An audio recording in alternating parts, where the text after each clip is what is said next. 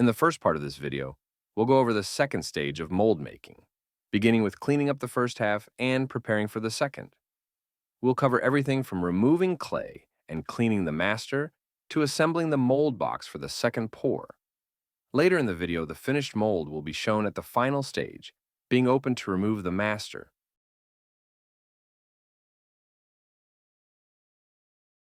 This video begins with the first part of the mold already poured and fully cured. The bottom plate is carefully removed, as silicone can sometimes adhere to the plate and pull away from the mold box. If this happens, a flat tool can be used to assist in separating the plate from the silicone.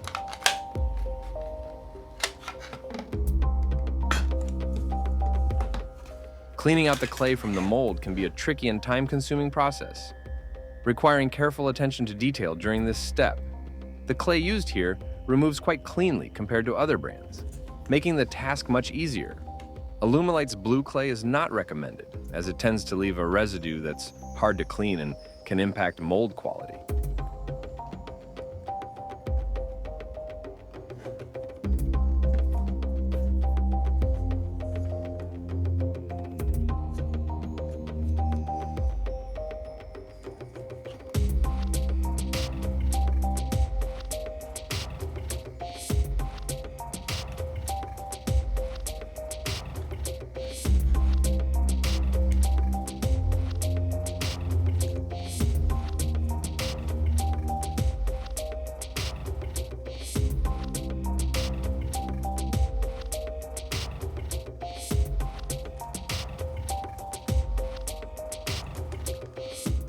The master should be held firmly in place while removing the clay whenever possible, as there is a risk of the master being pulled out of the silicone during this process.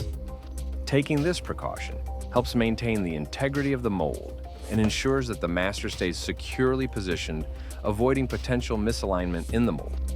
Unfortunately, this is typically a game-ending issue for the mold, as resealing the master properly in its original position is often impossible.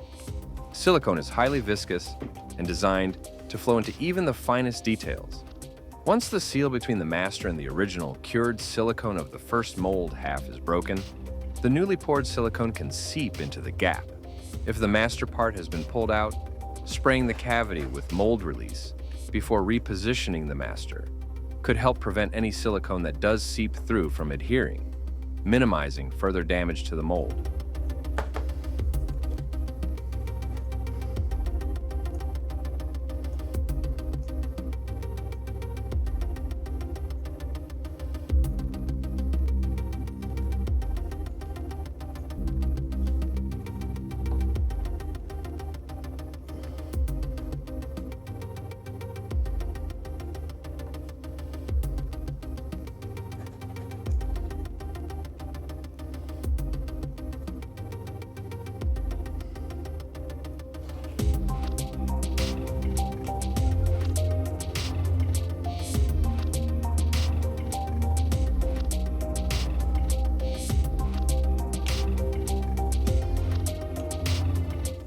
Once the clay has been removed, the tape can be pulled back.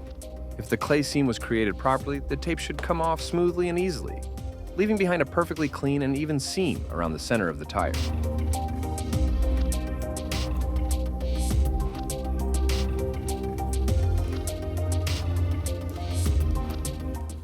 Any remaining clay, especially in areas like the raised lettering on the tire, should be carefully cleaned off before proceeding. Even small amounts of clay left on the master can create issues during the casting process.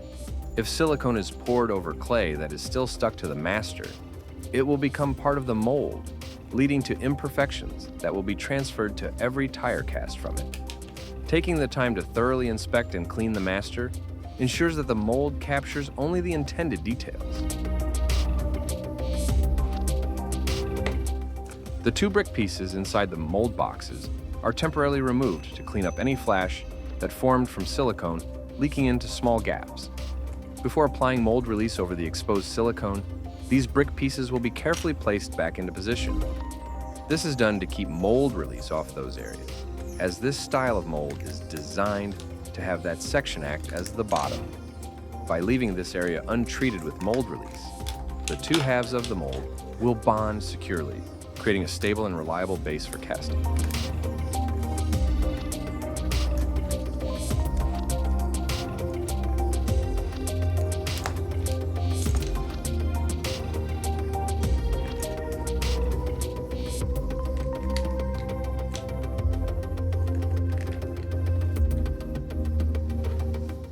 This final step highlights why bricks are such a great choice for constructing the mold box. To prepare for the second pour, additional bricks can simply be added to build the box higher, ensuring it accommodates the next layer of silicone. This approach eliminates the frustration of dealing with makeshift walls that need to be hot glued into place, which often leads to worrying about potential leaks. The stability and ease of adjustment provided by bricks make the entire process more efficient and reliable, ensuring a well-contained and professional mold-making experience.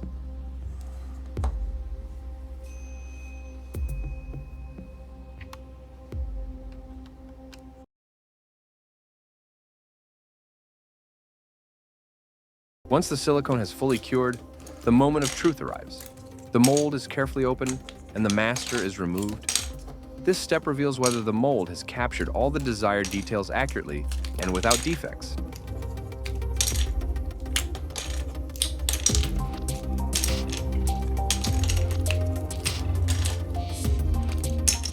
Breaking away the bricks is a straightforward step. Although the silicone does not leak out of the mold entirely, it does tend to seep slightly. Thin flaps of silicone often form where it has flowed into the small gaps between the bricks. These flaps can be carefully removed by pulling them off or trimmed away with a sprue cutter for a cleaner and more polished mold.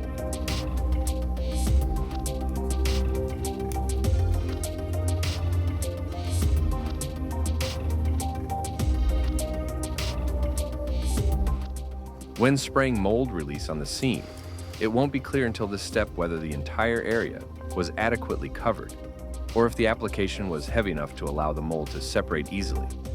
In this instance, a bit of panic began to set in, but experience has shown that the outer edges of the mold often receive less coverage.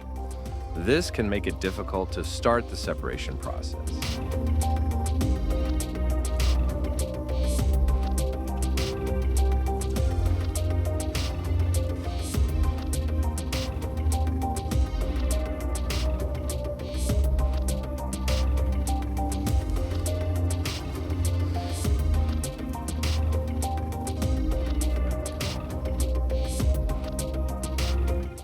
If this happens, don't give up. Unless mold release was completely forgotten, some weakness will exist between the two pores. If necessary, the mold can be carefully cut open using a razor blade around the outer border, aiming to separate it along the original seam without tearing the mold left around the master.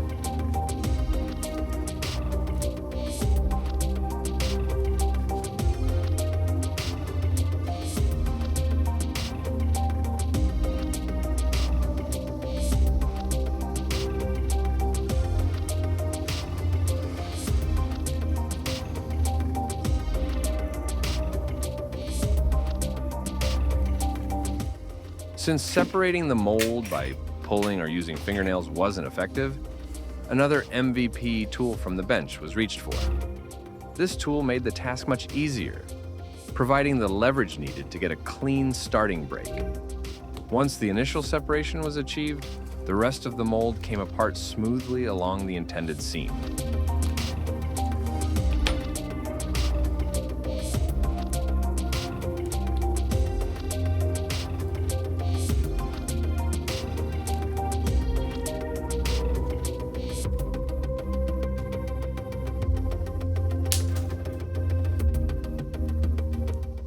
This tire master is easily removed from the mold, but more intricate tire designs may require extra care during the removal process.